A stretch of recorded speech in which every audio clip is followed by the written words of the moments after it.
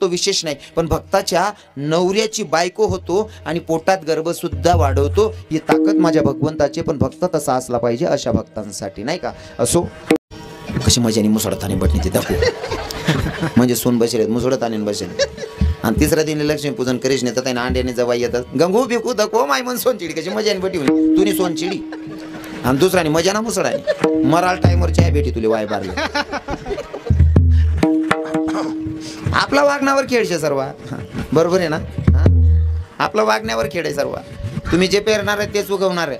चोखा मेड्याच्या बायकोचं बाळंतपण करण्यासाठी माझा जगाचा मालक येतो. पहिलं उदाहरण, भक्तासाठी भगवंत किती खालच्या लेवलचं काम करतो. भक्ताच्या बायकोचं बाळंतपण करतो, एवढ्यावर थांबत नाही विषय. मग काम्य कोणामध्ये कृष्ण भगवंत आणि अर्जुन असे फिरत होते. फिरत असताना अर्जुनाच्या मनात आलं, एवढं भारी वातावरण आहे, इथं जर का माझी पत्नी राहिली असती तर. अर्जुनाच्या मनात आलं, जर का इथं माझी बायको राहिली असती, माझी पत्नी राहिली असती तर अधिक आनंद आला असता. अर्जुनाच्या मनात आलं, माझ्या भगवंताला वाटलं जर माझ्या भक्ताच्या मनात आहे ती आज मी पूर्ण करायला पाहिजे. माझ्या भगवंतानं सुभद्रेचं रूप धारण केलं, अर्जुनाच्या बायकोचं रूप धारण केलं आणि अर्जुनाच्या समोर जाऊन बसले. अर्जुनानं बघितलं, म्हणले सुभद्रे विचारच करत होतो तोपर्यंत तू येऊन बसली. म्हणे हो, आपने बुलाया और हम चले आए. म्हणे असं आहे का? म्हणे हो. आता तिथला कार्य मतलब फिरणं आटोपलं. अर्जुन जेव्हा घरी गेल्याच्या नंतर सुभद्रानं पाण्याचा ग्लास भरून आणला, सुभद्राकडे बघितलं आणि अर्जुनाच्या मुखातून वाक्य निघालं, म्हणले सुभद्रे कालच्या दिवशी जशी दिसत होती का काम्य कोणामध्ये तशी आज काय दिसना म्हणले तू. सुभद्रा म्हणे काल दिन दिखू तशी आज दिखत नाही. काल दिन आणि म्हणा काय संबंध?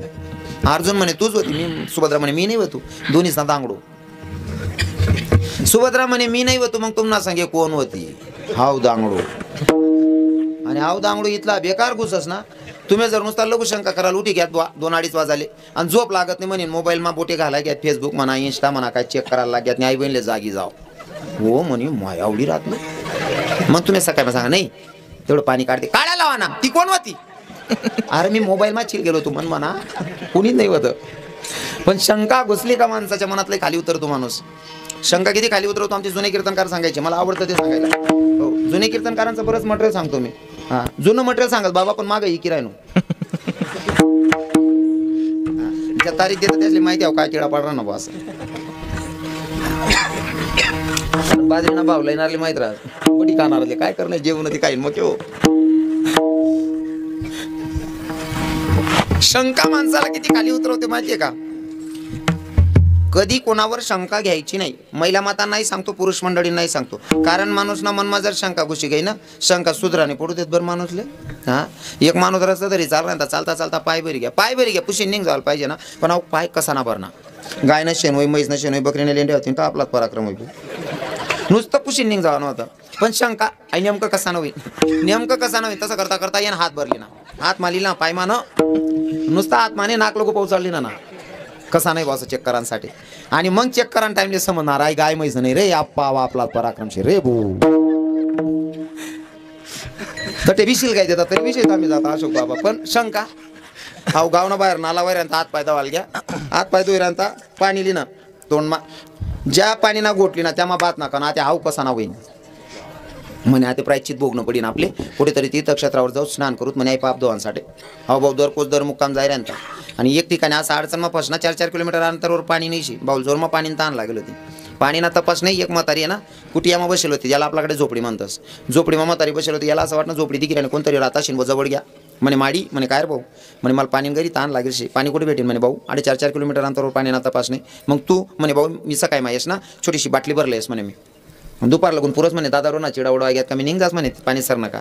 म्हणे आजी माय मला जर पाणी भेटणार म्हणा जीव निघ जाईन म्हणे. भाऊ चिंता करू नको, तुला पाणी भेटस तर लगून मी काहीतरी देस म्हणे. म्हणे काय? म्हणे म्हणा पिशीमा सोपारीन खडा तोंडमा टाकले म्हणे.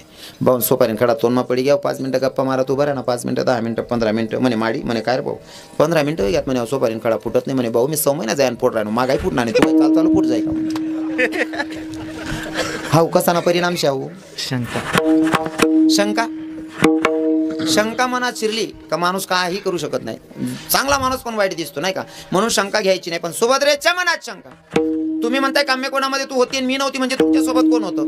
अर्जुन म्हणे तू असल्यावर नाही म्हणतीय. दोघांचा वाद चालला. अर्जुन पत्नीवर धावून गेला. पत्नीला मारायला जातो तोपर्यंत युधिष्ठिर म्हणजे धर्मराजाने आवाज दिला, कृष्णा अर्जुना काय करतोय? पत्नीला मारणं खऱ्या माणसाचं काम नाही. मर्दाना बायकोला मारायचं नसतंय रे. कोण म्हणता असं? युधिष्ठिर धर्मराजा अर्जुनले सांगे खरा मर्दानी बायको राहत उचलो नाही म्हणे भाऊ.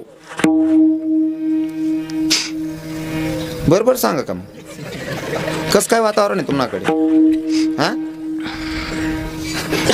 आमनाकडे ते बापरे बापरे, असं प्रेम होतो असते असं नाही त्या टाइमले, नाही ते थोडासा मा बी एक बुका मा मुक कर द्यायला लागतं. तुम्हाकडे नाही तसं? नाही ना बहिणी, सांगा नाही असा किडा काय त्या. आतापर्यंत काय झालं ते जाऊ द्या, पण माझं कीर्तन ऐकताय. शास्त्र असं म्हणतं, माणसानं बायकोवर हात उचलायचा नाही, बायकोला मारायचं नाही, आणि समजदार माणूस बायकोला मारत पण नाही. आणि समजदार काय कोणताच माणूस बाईले माराव नाही. पण बहिणी तुम्ही बी शांतता आल्याचा. तुमले जर सांगते ना मजूर भेटेले कांदा काढणार आज ना दिन राहायचं परून दिन जायचं ते ऐकले जा बहिणी. तुम्हाला डोका माझी खुशी की ना मन माया आजारी आजच जासू तो बिचारा राहण्याकरत नको 2 दिन राहायचं मजूर भेटे का बा आजच जासू ना. तो कानपटामध्ये द्या तरी बुचडा वाया एक सांगत बाळाला पैसा द्या काय करी तो. काही काय बायाची जिद्दी राहते तेवढं बरं आहे. वाड्यापड्या बहिणी समजदार देखील राहणार मला. तुम्ही नाही करते ना बहिणी म्हणून तसं. हां बरं आहे. धर्मराजानं सांगितलं, अर्जुना पत्नीवर हात उचलणं योग्य नाही. तुझी पत्नी आहे ना खोटं बोलते, तुझ्यासोबत तिच्या भावाला बोलवून त्याच्या स्वाधीन कर म्हणला. आता कृष्ण भगवंताला बोलवलं आणि बोलवल्याच्या नंतर सांगितलं, कृष्णा तुझी बहीण खोटं बोलते, काम्यकपणामध्ये माझ्यासोबत होती. आता तिला सांगितलं कालच्या दिवशी जशी दिसत होती तशी आज दिसना म्हणले तू. तर ही म्हणते मी कालच्या दिवशी तुमच्यासोबत नव्हतीच. कृष्ण भगवंताच्या लगेच लक्षात आलं, अरे ही कर्तबदारी तर माझी, पण आता याच्या डोक्यातून काढायचं कसं. कृष्ण भगवंतानं अर्जुनालाही बसवलं आणि सुभद्रेला घरातून बाहेर काढलं. स्वतःनं सुभद्रेला घराच्या बाहेर उभं केलं अर्जुनाच्या समोर, आणि स्वतः कृष्ण भगवंत रूम मध्ये गेले आणि तिकडनं सुभद्रेचं रूप घेऊन आले. दुधाचा ग्लास घेतला आणि अर्जुनाच्या समोर उभे राहिले. अर्जुनानं बघितलं आणि अर्जुनाच्या सगळ्या गोष्टी लक्षात आल्या की कालच्या दिवशी माझ्या मनात आलं होतं की इथं जर माझी सुभद्रा आली असती तर. एवढं मनात आलं तरी सुद्धा माझ्या जगाच्या मालकानं माझ्या बायकोचं रूप धारण केलं. एवढा उदार अंतकरणाचा माझा भगवंत आहे. भक्ताच्या बायकोचं भाडण पण करतो विशेष नाही. मग भक्ताची बायको होतो इतक्या खालच्या लेवलचं काम भगवंत करतो. म्हणून तर तुकोबाराय सांगतात, अशा देवाला शरण जायचं की तो भक्तासाठी किती खालच्या लेवलचं काम करायला तयार असेल. अभंगाच्या प्रथम 9:11 वाजलेत, 9:15. तुमच्या महाकडे राहिलेत 15 मिनिटं. 15 मिनिटं बोलू का जय विठ्ठल करू? 15 मिनिटं बोलू का जय विठ्ठल करू? हा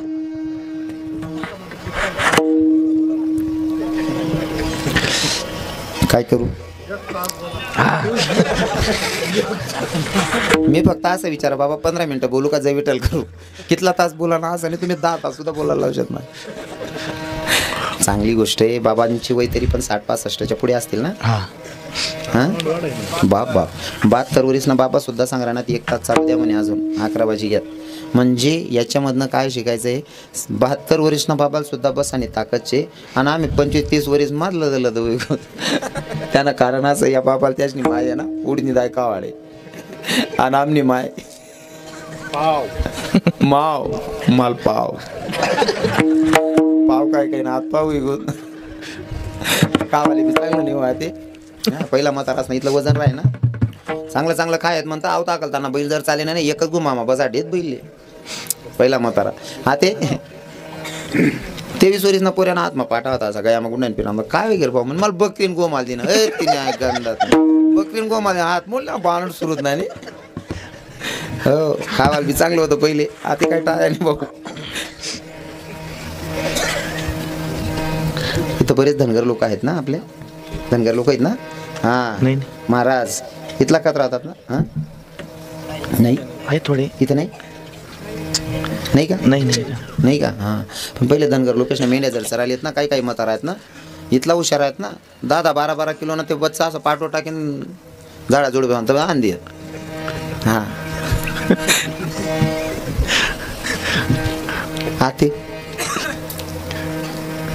आता इथलं बेकार काम झाले. घर म्हणा भांडाच ना पाणी दाग पोरेच पण काढले फेकाल दाडा ओ मम्मी आहे जड वय गेला मर गया हो आपा ते 2च मग पाणी ते सुद्धा दर राहिलं नाही. या म्हातारा जीवत बकरा 7-10 किलो ना 8-8 किलो ना पाटवे टाकीन लई पे खरं आहे का नाही? तवय नाही खावाल बेटे, तवय नाही खावाल. खरं आहे ना बाबाई? माय खरं बोला ना 40-50 लिहेस मी लबाड बोलतो काल देतात लोक. तवय खावाल बेटे नाही बाबा, ते उलट चांगलं होतं. आता बटी सुविधा वगैरे ना बट उलट घ्या ती बरोबर आहे की नाही? पहिला म्हातारा सकाळी मावठ्यात ना आता असं वगैरे खावाल बटनात का करण्या बाया देखतीस माय भाऊ इथलं काय खायला माय. पहिले असं होतं सालदार जर लावणार त्याला पहिले जेवणले बला आहेत, जो 2-3 भाकरी खाय तोच सालदारला आहेत पहिला म्हातारा. अहो खात चांगलं ते काम बी चांगलं करी भाऊ. 2-3 भाकरी खाय तोच सालदारला आहेत. पहिला म्हातारा. आता असं होतं सालदार जर लावणार त्याला पहिले जेवणले बला आहेत, जो 2-3 भाकरी खाय तोच सालदारला आहेत पहिला म्हातारा. बरोबर आहे ना? हो आते बट उलटू घे. हो तो भेटे नाही का वाले. हा व्हिडिओ व्हायरल होई जातो तो या, त्यामुळे सांगत नाही मी. मन चुलता बी असा कामे करे, मेंढा मुंडा जरी टाकले चुलत चुलता होता म्हणा. आणि आम्हाला घरमा बी एक म्हणा चुलत चुलताना 4 पोरे होता. 3 नंबर ना होता त्या काही उठाय बी नाही बसाय बी नाही. 10 वरीच नाही घेतो, बडी बडी 10 घेतो. चुला लाटेला वाणा काम चांगलं करीत. तो मन चुलताला ना का बट्टा गोया करीन त्यांना पण तिथे काय रे तू. मग त्या 4 भाऊ पहिले खावायला चांगलं भेटे नाही. तो असा आस लावता लावता लाकडे लावता लावता अशीच नका बटच राहते नाही एक रोज त्याने. तो दाख लावू ना काय पप्या काय काय. तो बोबड्या होता दाखला काय पप्या काय काय बरं काय घ्या. ओ पप्या तुका मई जायचे काय काय आम्ही बी आवदेच आहे आम्ही बी आवदेच.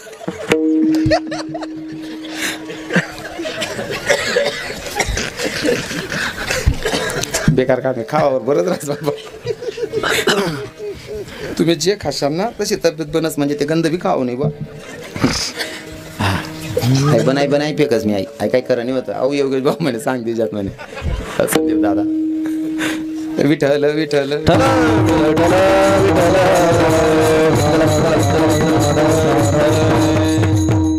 भगवंत भक्त्यासाठी किती खालच्या लेवलचं काम करतो. शेवटचं उदाहरण सांगतो लक्षपूर्वक ऐका. महिला मातांमध्ये एक भक्त होऊन गेली, एक संत होऊन गेली. तिचं नाव होतं महाराज सखुबाई. भक्त सखुबाई, संत सखुबाई, वारकऱ्याची मुलगी. लग्न झाल्याच्या नंतर दुसऱ्या दिवसाची विधी असते ती म्हणजे सत्यनारायणाची पूजा झाली आणि सखुबाई घरातला केरकचरा काढून फेकाय बाहेर निघाली. तुमच्याकडे होतं ना पण सत्यनारायण लग्नानंतर करतात ना. सत्यनारायण करतात ना. हो नेहमी एवढ्यासाठी विचारलेच बा काय 12 कोस गेल्याच्या नंतर भाषा पद्धत प्रथा चेंज होतात. बरोबर आहे की नाही बाबा. ते तुमच्याकडे होतच का नाही होतच बा मनीषीने विचारली राहणं. जवळजवळ हिंदू धर्मामध्ये सत्यनारायण होत तसंच. विचारानं कारण असं आहे मी दोंडायचं ते इथला दूर राहणं तुमच्याकडे काय पद्धत आहे काय नाही विचारलेलं बरं रास. आता कोणाकडे कशी पद्धत आमनाकडे अशी पद्धत आहे. माणसे मरेलो शिलगावतं तुमच्याकडे असं आहे का. म्हणजे जवळजवळ सारखंच आहे बुवा. सत्यनारायणाची पूजा झाली, घरातला केर कचरा काढला, सखुबाई फेकायला बाहेर निघाली. केर कचऱ्याची ती पाठी डोक्यावर आणि सखुबाई फेकायला निघाली. पण नेमकं घडलं असं की वारकऱ्यांचं भजन चाललं होतं. वारीला जाणारे लोक भजन गात होते. ज्ञानोबा तुकाराम ज्ञानोबा तुकोबाचं भजन जोरात चाललेला. सखुबाईच्या कानी पडलं भजन. सखुबाईनं पाठी फेकली आणि सखुबाई दिंडीत सामील झाली. सखुबाईच्या लक्षातच नाही माझं कालच लग्न झालं ना सत्यनारायणाची पूजा झाली असं. सखुबाई दिंडीत सामील झाली. इकडे सासूबाई शोधते सखू गेली कुठं, नवरा शोधते सखू गेली कुठं. पण सखू तर दिंडीत गेली. इकडे तिकडे शोधतायत.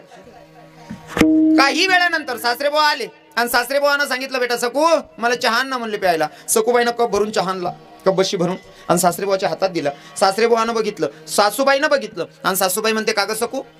सासरेबुवानं चहा मागितल्याच्या नंतर कप भरून आणलेला. मी तुला सकाळपासून शोधते तू गेलतीस कुठं. तेव्हा सखुबाईनं सांगितलं आई मी वारकऱ्याची मुलगी, मी स्वतःही वारकरी. मी हरिपाठाला मंदिरात बसले होते आणि हरिपाठ करत असताना आम्ही कोणी कोणाशी बोलत नाही. हां हे हिंदू धर्माची खरं तर परंपराच आहे की आपल्याला कमीत कमी हिंदू लोकांना हरिपाठ पाठ पाहिजे, हरिपाठ आला पाहिजे. तुमच्याकडे म्हणतात ना हरिपाठ सप्ताहामध्ये होत असेल ना. हां हरिपाठ केला पाहिजे बरं. हो आमचे कीर्तनकार सांगतात हरिपाठ पाठ पाहिजे. नाही पाठ ते पाठ करील्या. पण नेमकी अशी बिमारी आमनाच पाठ नाही तुमले काय सांगा. बऱ्याच ठिकाणी उपाधी असायचे ते. पण मग हरिपाठ पाठ असला पाहिजे. एक भाऊने कीर्तन मा ऐकले ना हरिपाठ म्हणाल पाहिजे भाऊ हिंदू लोकेशने. अहो भाऊ घर घ्या कीर्तन मा रातले ऐकले ना सकाळी मांग धुले ना हरिपाठ सुरू कर दे ना. पहिलाच दिन त्यांना पाठ बी होता नाही. तिथलंच म्हणत हो देवाची द्वारी उभा क्षण भरी त्याने मुक्तीचारी साधी येले. हरिमुखे म्हणा बाड्यातून मायल म्हणा चाटी दे म्हणा. पुढे ये बी नाही ना मग. देवाची द्वारी उभा क्षण भरी त्याने मुक्तीचारी साधी येले. हरिमुखे म्हणा पिंट्यातून मायल म्हणा चाटी दे म्हणा. बाई हुशार होती. बाईने तर नाराय मारी म्हणे पिंट्या तुन बापले सांग चहा पिले म्हणा. पहिले चहा डोस दिले म्हणा नाही ते हरिपाठ करले म्हणा. तुमच्याकडे नाहीत ना असा. हा हरिपाठ पाठ पाहिजे वारकऱ्याचा नाही तर पूर्ण हिंदू धर्माला नियम आहेत. आपण हिंदू धर्मात जन्माला आलोय तर आपली परंपरा जर टिकवायची असेल तर धर्माचे जे नियम आहेत त्यांचं पालन केलं पाहिजे. आणि खास करून वारकऱ्यांचा तर हरिपाठ 15 वाद्याय तिथलं तरी यायला पाहिजे. काकडा भजन तरी थोडंफार तरी बाकून बसाट दिनात एकाच म्हणता यायला पाहिजे नाही का. हां नाही तर मग असं विचास आपलंच उघडं दुसरा लुगडं करत फिरायला व्हायचं. थोडंफार काय ना येवाशिवाय पर्याय नाही. म्हणून कीर्तनकारांना मर्यादा आहे तेवढं आलं पाहिजे. हो त्यात सांगितलं हरी विठ्ठल विठ्ठल. सखूबाईला सांगितलं बेटा मी तुला कधीची शोधते हा. मला आवाज सुद्धा दिला नाही. सासरेबान सांगितल्याच्या नंतर कबशीवरून चहा आणलं. म्हणले आत्या मी वारकऱ्याची मुलगी, मी हरिपाठाला बसले होते आणि हरिपाठाला बसले असताना कोणी कोणाशी बोलत नाही आणि आम्ही बोलतच नाही. म्हणले ठीक आहे. आता त्याचा संसार सुखाचा चाललाय. वरती खरी सकू दिंडीत चालली आणि इथं आलेला माझा जगाचा मालक सखूबाईच्या रूपात सखूबाईची सगळी कामं करत होता. कामधंदे धुणं भांडी सगळी कामं केली. दादा एके दिवशी सखूबाईच्या नवऱ्याच्या मनामध्ये कामवासना निर्माण झाली. ती इच्छा सुद्धा माझ्या जगाच्या मालकानं पूर्ण केली. सखूबाई जेव्हा महिन्याची वारी फिरून आली, वारी फिरून आल्याच्या नंतर सखूबाईला दिवस गेलेल्या बाईला जो त्रास होतो तो त्रास व्हायला लागला. भगवंताच्या समोर गेली, देवाला सांगितलं देवा वारीमध्ये चालत असताना जे कोणी तरुण होते त्यांना भाऊ म्हणलं, जे महापेक्षा मोठे होते त्यांना काका म्हणलं, अजून मोठे असतील तर आजोबा म्हणलं. देवा एवढं नियमात चालली हा तरी हे पाप कोणाचं? आणि तुझ्या वारीमध्ये चालत असताना जर का तुझ्या भक्ताला असं बदनाम व्हावं लागत असेल तर तुला करुणावंत दयावंत कोण म्हणणार आहे जगाच्या मालका? सांगणारे पांडुरंगा. तेव्हा पांडुरंग परमात्म्यानं सांगितलं बेटा सकू हे पाप नाही या. तू जेव्हा वारीत सामील झाली तेव्हा तू सासऱ्याला सांगितलं नाही, सासूला सांगितलं नाही, नवऱ्याला सांगितलं नाही. इकडे तुला सगळे शोधत होते, तुझा नवरा तुझी सासू, तू कोणाला दिसत नव्हती. जर का तू दिसली नसती तर माझ्या भक्ताची मुलगी आहे, तू स्वतः सुद्धा भक्त आहे, तुझी बदनामी झाली असती की सकू लग्न झालं दुसऱ्या दिवशी पडून गेली. लोकांनी तुझी चुकीची बदनामी केली असती. सकू तू माझ्यासाठी निघाली म्हणून उदाहरण करणानं तू माझ्या भक्तीत सामील झाली म्हणून मला तुझ्यासाठी विटेवरनं उडी मारली आणि तुझ्या रूपात इथं येऊन सगळी कामधंदा केली. सकू एके दिवशी तुझ्या नवऱ्याच्या मनामध्ये कामवासना निर्माण झाली, ती इच्छा सुद्धा पूर्ण केली आणि हा गर्भ काय दुसऱ्याचं पाप नाही, हे तुझ्या पतीचाच म्हणून डोक्यातून काढलं सखूबाईचं. मला फक्त एवढ्यासाठी पाठवायचंय की भगवंत भक्तासाठी भक्ताच्या बायकोचं भांडण पण करतो विशेष नाही, भक्ताची बायको होतो विशेष नाही, पण भक्ताच्या नवऱ्याची बायको होतो आणि पोटात गर्भ सुद्धा वाढवतो. ही ताकद माझ्या भगवंताची. पण भक्त तसा असला पाहिजे अशा भक्तांसाठी, नाही का? असो तुम्हालाही वाटत असेल की आपल्यासाठी देवानं काहीतरी करावं, तर देवानं काहीतरी करावं त्याच्यासाठी आपल्याला काहीतरी करावं लागेल. फॉर एक्झाम्पल देवाचा नियम आहे घेसी तेव्हा देसी, घेतो आणि मग देतो. असं डायरेक्ट कोणाला देत नाही. तुम्ही म्हणसान कसं काय? हो घेतो आणि मगच देतो. जसं की सुदामजीला सोन्याची नगरी दिली पण अगोदर कच्ची पोहे खाऊन घेतली. घेतो आणि मग देतो, नाही का? चतुरात तो शिरोमणी गुण लावण्याची हुशार आहे तो पहिले घेतो. जसं की दुर्वास ऋषींनी पांडवांची परीक्षा घेतली, द्रौपदी माताची परीक्षा घेतली. आम्ही तुझ्याकडे येतोय जेवायला. संध्याकाळी ती थाली दिलेली होती का? त्या थालीचा नियम होता की संध्याकाळी जेवण झाल्याच्या नंतर धुतली म्हणजे तिच्यातून काहीच निघत नव्हतं. मग आणि संध्याकाळीच साधू महात्मा येत आहेत आणि तो संदेश त्यांच्या कानी आला की साधू येत आहेत. द्रौपदी म्हणते जेवणाची थालीमधनं खूप काही निघतं पण ते आता धुतली गेली, आता काहीच निघणार नाही. देवाचा धावा केला. देव आला गाई गाई. सुभद्रा द्रौपदीला विचारलं म्हणजे मला बोलवण्याचं काय कारण? म्हणे दुर्वास ऋषी आलेले आहेत आणि बरेच साधू त्यांचे शिष्य परिवार आलेले, त्यांना जेव घालायचे. अरे तुझी दिलेली थाली तर धुवून आता उलटी मारली गेली, त्याच्यात काहीच नाही ना. मग या लोकांना जीव कसं घालू? साधू महात्म्यांना म्हणे काळजी करू नको, त्यांचं जीव घालायचं बघू. तू मला आवाज दिला मी तसाच उपाशी पोटी निघून आलो. पहिले मला खावाल दे म्हणे. हो आप्पा अरे खावाल राहतं तुला का चाल बोलाव तुम्ही ते बाकीचं काही सांगू नको, तू खायला दे. थालीला थोडी भाजीचा कण लागलेला होता तेवढा खाल्ला आणि ढेकर दिला माझ्या देवानं. नुसता भाजीचा कण खाल्ला.